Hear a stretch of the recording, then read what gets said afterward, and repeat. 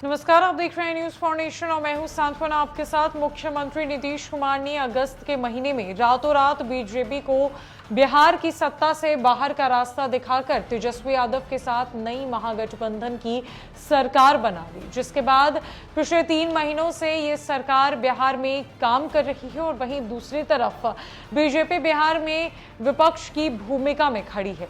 लेकिन बीजेपी एक ऐसा मौका नहीं छोड़ती जब मुख्यमंत्री नीतीश कुमार को बीजेपी की याद ना आए, खासकर अटल बिहारी वाजपेयी की याद ना आए। जब बात पटना यूनिवर्सिटी को सेंट्रल यूनिवर्सिटी बनाने की उठती है, उस वक्त भी अटल बिहारी वाजपेयी का नाम सबसे पहले मुख्यमंत्री नीतीश कुमार और ललन सिंह लेते हैं।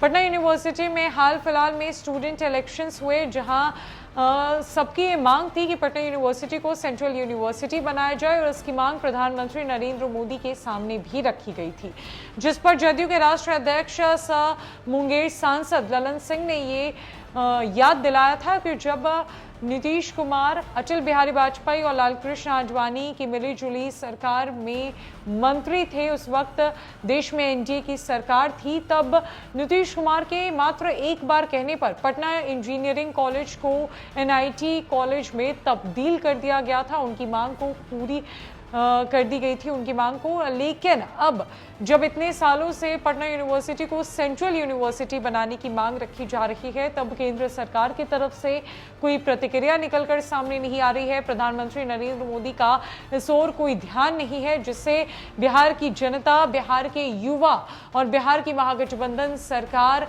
बेहद नाराज है। बीजेपी को इसका कसूरवार ठहराया जा रहा है कि बीजेपी जानबूझकर ऐसा कर रही है।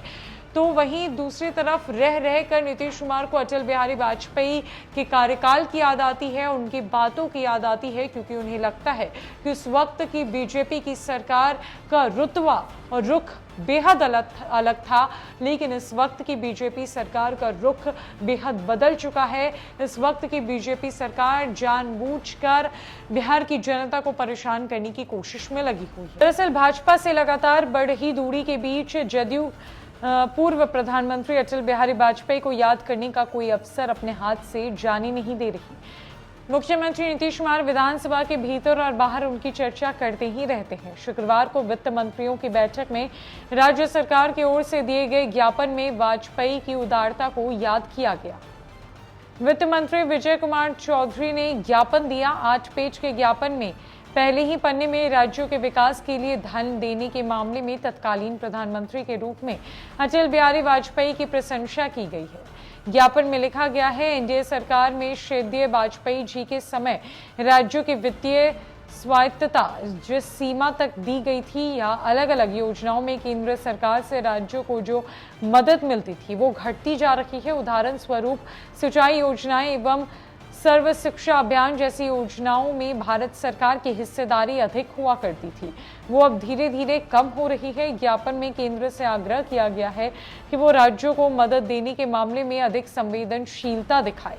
मुख्यमंत्री नीतीश कुमार की नजर में अटल बिहारी वाजपेयी के सम्मान एक अभिभावक की तरह थी। इसी अगस्त में जब भाजपा से अलग होकर महागठबंधन के साथ नीतीश की सरकार बनी, उस समय भी उन्होंने वाजपेयी जी को याद किया। राज्य के विकास में तत्कालीन एनडीए सरकार के योगदान की सराहना की। वाजपेयी के स्वास्थ्य की स्थिति जिस समय नाजुक हुई थी, नीतीश कुमार ने भावुक संदेश लिखा था।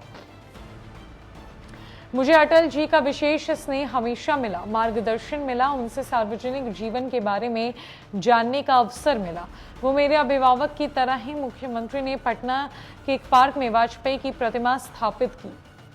भाजपा से जैसे जैसे दूरी बढ़ती जा रही है, ठीक वैसे वैसे जदयू को अटल बिहारी वाजपेयी की याद भी आती जा रही है। जहां नीतीश कुमार भी ऐसा कोई मौका नहीं छोड़ते जब वो अटल बिहारी वाजपेयी के कार्यकाल को, उनके स्नेह को, उनके मदद को याद ना करते हो, और ऐसा जदयू भी करती आ रही है। जदयू का ये कहना है कि अभी की जो भाजपाई सरकार है वो जानबूझकर परेशान करने की कोशिश कर रही है, लेकिन अटल बिहारी वाजपेयी के समय कभी किसी बात की ना तो कोई दिक्कत हुई और ना तो कोई परेशानी हुई। तो जदयू और भाजपा की राहें भले अलग अलग हुई हो, पर जदयू को भाजपा का वो कार्यकाल, वो समय आज भी याद है जब भाजपा ने आगे बढ़कर देश हित में काम किया था। फिलहाल के लिए सब चीज में इतना ही। नमस्कार।